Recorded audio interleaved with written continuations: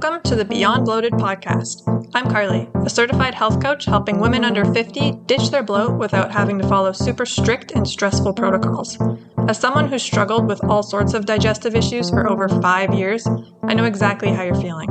I also know that there's a way to feel better, and it doesn't have to involve tons of expensive supplements and insanely restrictive diets.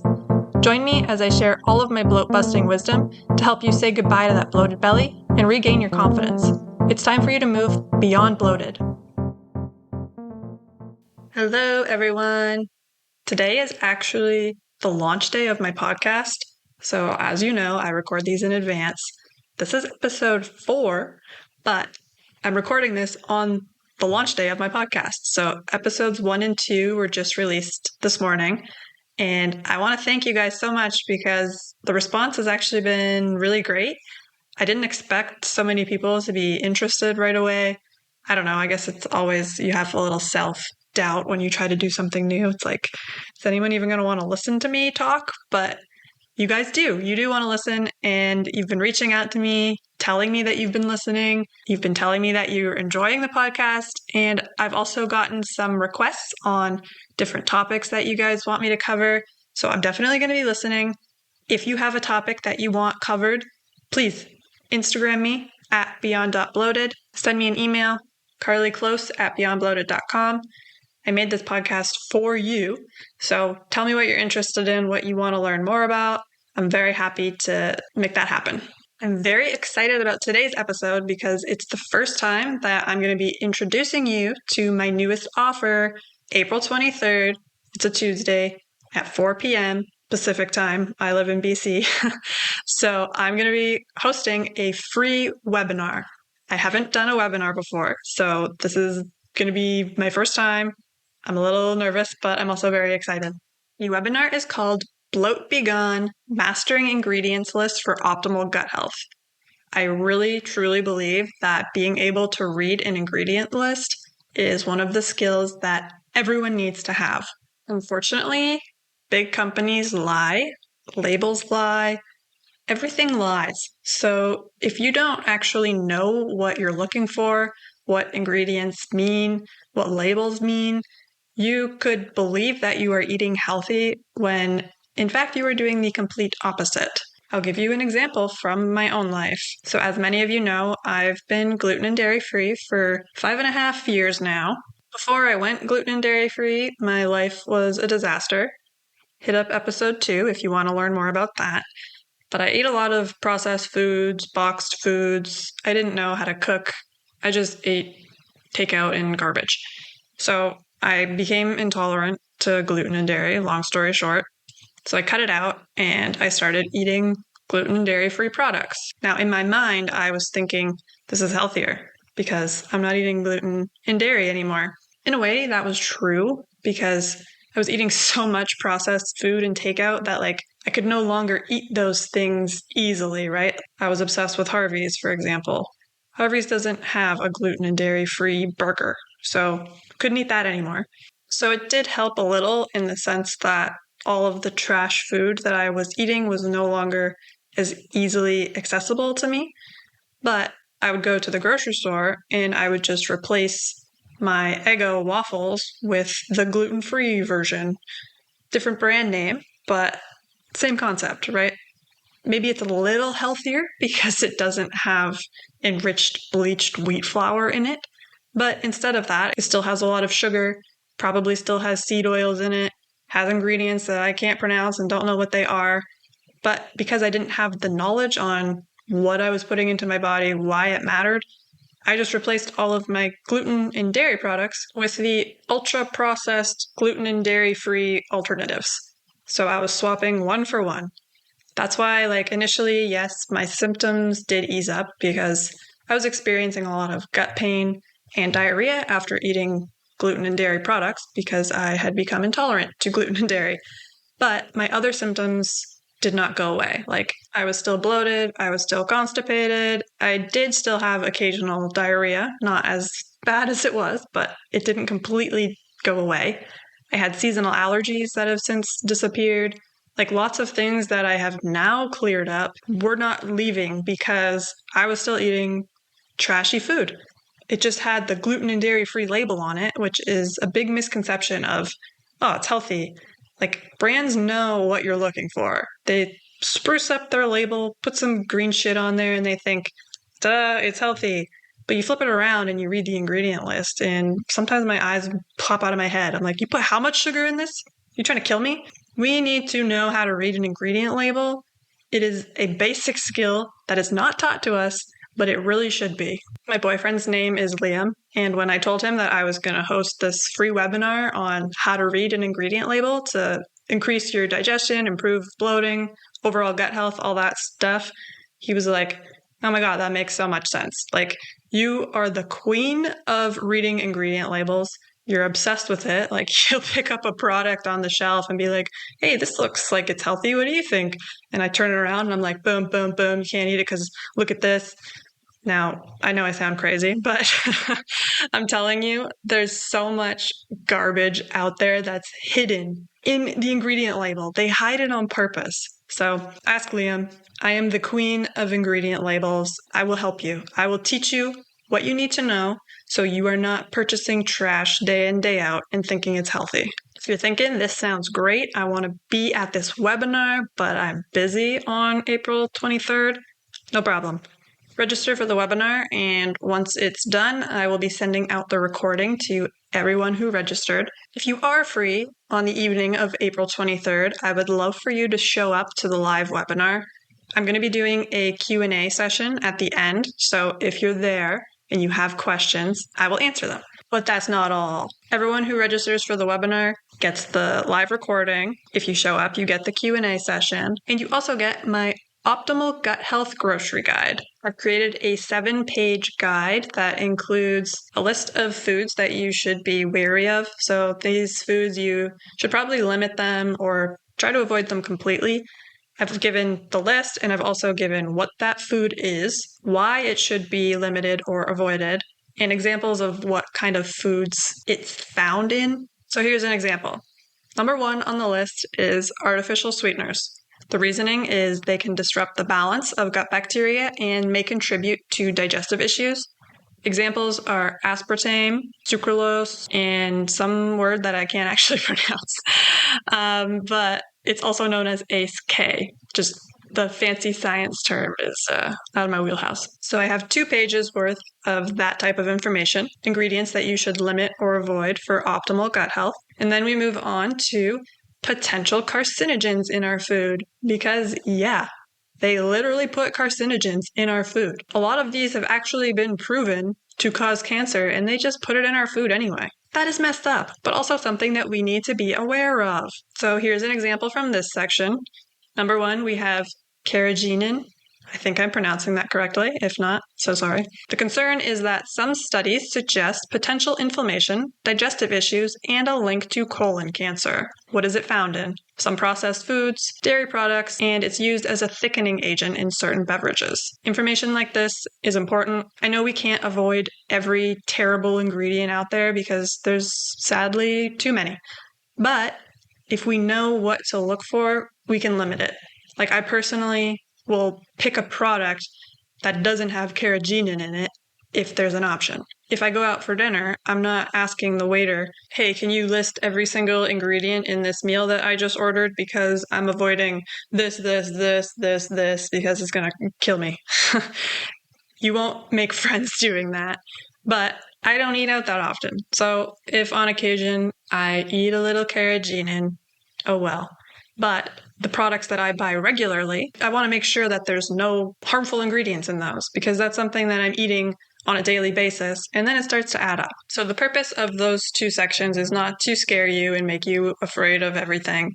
It's simply for information. These are things that most of us don't know about. We don't know that carrageenan can cause colon cancer, right? It's not advertised.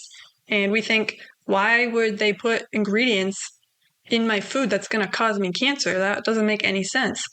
Because sadly, they don't care about you. They care about making money. And to make money, they use cheap, really garbage quality ingredients, put it in your food, and advertise it as a health food. So those first 2 sections, again, foods you want to limit, avoid. They could be causing you digestive issues, apparently cancer. scary stuff. But then the third section, I've got foods to include for optimal gut health. So this is a more positive. I want to end on a positive note in the guide. So these are foods that are going to improve your digestion. They're going to improve the diversity in your gut microbiome. Ultimately, they're supporting overall digestive well-being. So obviously, not everyone is going to like these foods. Everyone has different tastes. Some people might be intolerant to these foods if you're really having a lot of digestive problems in your early days into your gut health journey. You might not be able to tolerate some healthy foods that you later will be able to. Keep that in mind. So don't just look at this list and think I have to eat every single one of these for good gut health. I made it 2 pages on purpose. That way you have a good variety of things you can pick from. There's going to be stuff on here that everyone likes. So start with a few, add them into your diet weekly maybe. Then it becomes daily. Then you pick a few more and start adding those in. Change doesn't have to happen overnight, and it should be gradual. That's the way we're going to have long-lasting change. If we try to do everything at once, it's not going to last. And to make your life even easier, the last page is an example of a 1-week grocery list for optimal gut health. So I've sectioned it off into your proteins, vegetables, fruits, whole grains, some fermented foods, optional snacks that you can have. Of course, you can sub out some things if you're not interested in eating those. I have in the fruit section some blueberries, some apples, and some bananas. That's going to be your fruit for the week. If you were like me a few years ago and bananas make you super gassy and bloated, switch that out for something else. An orange. Who cares? The point is, I just created this list as an example for you to see, this is how I can prepare for the week. I can get these healthy whole foods, and it doesn't have to be super complicated. It doesn't have to be super complicated to avoid all the nasty shit in our food. Simple, basic, whole foods like bananas, apples, and blueberries are literally the best thing for us. So register for my webinar. You'll get this guide. You'll get the live recording once the webinar is over. And if you're able to attend the live webinar, we can have a little chat, Q&A session. Now you can register at beyondbloated.com/webinar. I'll drop the link in the show notes for you as well. And now I would like to talk a little bit about what's going to be in the webinar. The main topic is obviously how to read an ingredient list to optimize your gut health. So that includes how to actually read an ingredient list. Do you know what you're looking for? Do you know that the first ingredient in an ingredient list is the most abundant ingredient in that product? No shade if you did not know that, because once again, not something we're taught. Yeah, it's true. So if you look at your favorite product in your cupboard, flip it over, what's the first ingredient? Because if it's glucose, fructose, or whatever that's called, put it away. Put it away. That's so bad. We don't want to eat that. I'm actually planning to do a live demonstration in the webinar as well, using an example from you. So if you have a product that you love, you think it's healthy, or maybe you don't think it's healthy, or maybe you truly just don't care and you just love that product, but you're curious, send it to me. So email me, carlyclose@beyondbloated.com, DM me on Instagram @beyond.bloated. Tell me the product name, the company name, and what specific product. If you could send me a link to it, that would actually make my life easier. I'm going to pick a few and I'm going to do them live. So we'll go through the ingredient list. We'll talk about what's maybe a little bit alarming in that ingredient list, or maybe it's perfect. Maybe it's the perfect product and everyone should eat it. I'm also going to go over ingredients to look for specifically for bloating. So there are certain triggers for bloating that are very common. So these are things that you might be missing. You might be thinking you're eating a healthy product, but there's a specific ingredient in there that's been known to cause bloat. And so I'm just going to point that out, something to look for. I know I already mentioned earlier that artificial sweeteners are a product that you should be limiting and avoiding for optimal gut health, but they also have been linked to bloating and gas. Artificial sweeteners are often found in sugar-free products because just because it's sugar-free, they still want it to taste good, so they sweeten it, but they use artificial sweeteners. If you struggle with bloating and you're eating a lot of sugar-free or low-sugar products, you might want to check the ingredient label.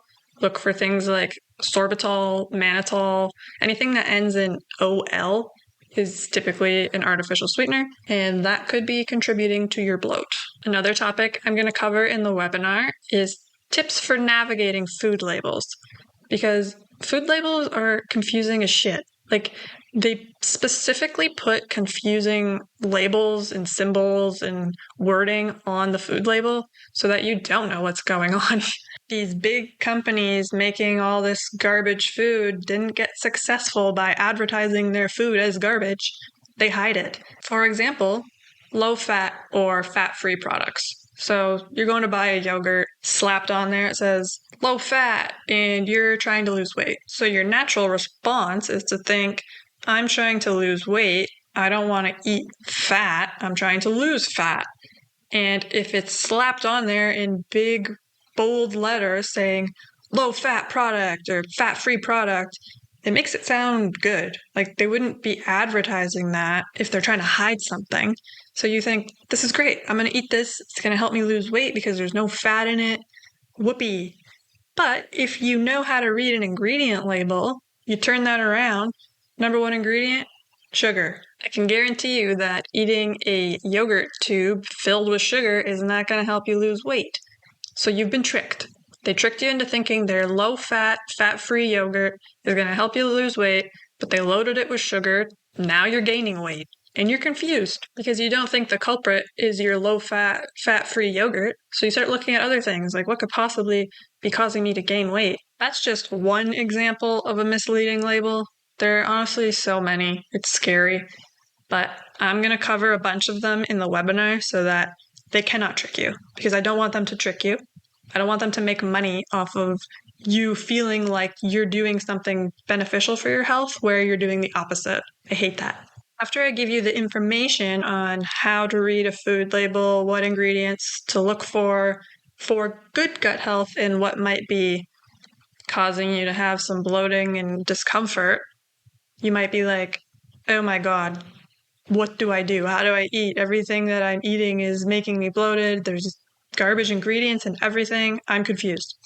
So I'm not going to leave you hanging. We're going to do a section on smart shopping and meal planning. So I'm going to teach you how to make thoughtful choices while shopping and planning your meals so that you're not overwhelmed, like you have all this information, but you don't know how to implement it. So I'm going to teach you how to incorporate gut-friendly foods into your diet by prioritizing nutrient-rich options. This is also where the grocery guide that you're going to get is going to help you out, because I said the third section in that guide includes 2 pages worth of gut-friendly foods that you should be adding into your diet. And then the last page also includes the 1-week grocery list. So that's a starting point. But then in the webinar, I'm also going to talk more about what gut-friendly foods to include, how much of them you should be eating. Like, for example, you got a plate of food. Fill about half of that with colorful fruits and vegetables. That way you're going to get your fiber intake, you're going to get vitamins, you're going to get minerals. It's going to help you with constipation if you're bloated. Constipation is usually a culprit. Not enough fiber is a culprit for being constipated. So it all trickles down. It's all important. Eating your fruits and veggies, it seems like a no-brainer, but sometimes we just need a reminder to be like, yo, I put like 2 carrots on my plate. That's not going to do anything for me. I'll also help you out with some meal prep ideas, because I know it can be daunting as well if you're not used to eating these nutritious whole meals. Like, you're like me when I started, and I was like, everything came from a box. I don't know how to cook. So if someone told me, okay, this is how you should be eating, I'd be like, I don't know how to do that. Like, I don't know how to meal prep. I'm just rushed, you get hungry. You're like, I want something quick. Throw a frozen pizza in the oven. Boom. Don't have to think about it. But we're going to try to change that. And I'm going to give you some easy meal prep ideas that you can start slowly introducing, see what works for you. Maybe you work an office job, so you can't like make your lunches at home every day. Like, I work from home, so it's easy for me to have my lunch break, whip something up real quick, I'm good to go. But if you're out of the house all day, you need lunches that are like already done. You want to bring them with you. Maybe you have a microwave, maybe you don't. These are things that are all going to play a factor in how you're going to meal prep. So I've got ideas. I've got ideas for all sorts of different lifestyles. A super simple one that I'll share with you now relates to the fruits and veggies. So as I said, it's easy to say, eat more fruits and veggies, but how do you make that happen? You pre-cut and wash them. So you go to the grocery store, you have your optimal gut health grocery guide list. You've got your 1 week's worth of fruits and vegetables. You pile them into your cart, boom, bought them, take them home. They sit in your fridge at the back, they go moldy. Shit, I just wasted $20 on produce. That's not what we want to happen. So when you buy them, you want to pre-cut and wash them in advance so that they're ready to go. For example, you buy a bundle of carrots. You don't just put the carrots in the fridge and forget that they exist. You wash them, you cut them, you throw them in a little container so they're easy to snack on. Maybe you bought a hummus to encourage you to eat them because you don't want to eat them on their own, but you like them with hummus. There are little things that we can do to make our lives easier in the future. Basically, by the end of the webinar, what I want you to have knowledge on is I want you to understand the significance of gut health and its impact on bloating. Because if you don't even recognize that what you're putting into your body is impacting your gut health and that's causing you to bloat, then there's no hope for change. Because me telling you this is going to happen if you do this without any background information, you probably won't believe me. So I'm going to educate you on why this actually matters. I also want you to be able to decipher an ingredient list to make informed food choices. I'm going to make sure you're not confused at what you're looking at. The first ingredient is the most abundant ingredient in the product, things like that. I want you to be able to identify specific ingredients that may trigger your bloating. So like I said, the artificial sweeteners, maybe you're eating lots of products with artificial sweeteners because you're thinking they're healthy, they're causing you to bloat.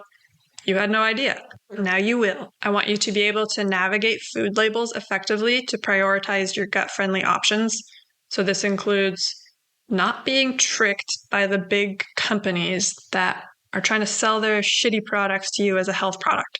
You're going to know. You're going to know that fat-free product is not going to help you lose weight because it's loaded with sugar. And finally, you're going to know how to smart shop and meal prep so that you can support your gut health. This is all going down April 23rd, 4 p.m. Pacific time. You can register now, beyondbloated.com/webinar. Once you register, you're locked in. Even if you can't make the live session, you'll receive the recording of the webinar once it's done. You'll also receive the Optimal Gut Health Grocery Guide. But if you are free on April 23rd, I'd love to see you there. I'm doing the Q&A session at the end of the webinar, so start brainstorming your questions now. And don't forget to send me your products that you want analyzed. So in the webinar, I'm going to be looking at a few product ingredient labels. And if you have a specific product that you're curious about, send it to me at beyond.bloated on Instagram or email it to me, carlyclose@beyondbloated.com. I really want to reiterate the importance of being able to read an ingredient label. I personally think it was the turning point in my health journey. Like if I didn't learn about reading an ingredient list, I would still be chronically bloated. I would be constipated. I would have dry, itchy skin, all the symptoms that I was experiencing early on. They would not have gone away if I continued to eat ultra-processed food that I believed was healthy because that's how it was marketed to me. Gluten and dairy-free does not automatically mean healthy. Just because they slap a green tree on the label does not mean it's organic. There are so many misleading things out there on packages that companies do on purpose to take your money and ruin your health. So please join the webinar for yourself so you can learn how to read an ingredient label to optimize your gut health, get rid of your bloating, and just feel good about the food that you're eating. If you can think of anybody else who would benefit from this webinar, please send this episode to them or send them the link to the registration. I want everyone to know how to read an ingredient list. No more getting tricked by big companies. We're going to ditch our bloated bellies. We're going to eat well. We're going to feel awesome. So I can't wait to see you there, and I'll talk to you later. Thank you for listening to the Beyond Bloated podcast. If you enjoyed today's episode, please take a moment to subscribe and leave a review. And don't forget to share this podcast with your fellow gut goddesses. If you'd like to chat about today's episode, send me a DM on Instagram at beyond.bloated. Until next time, bye!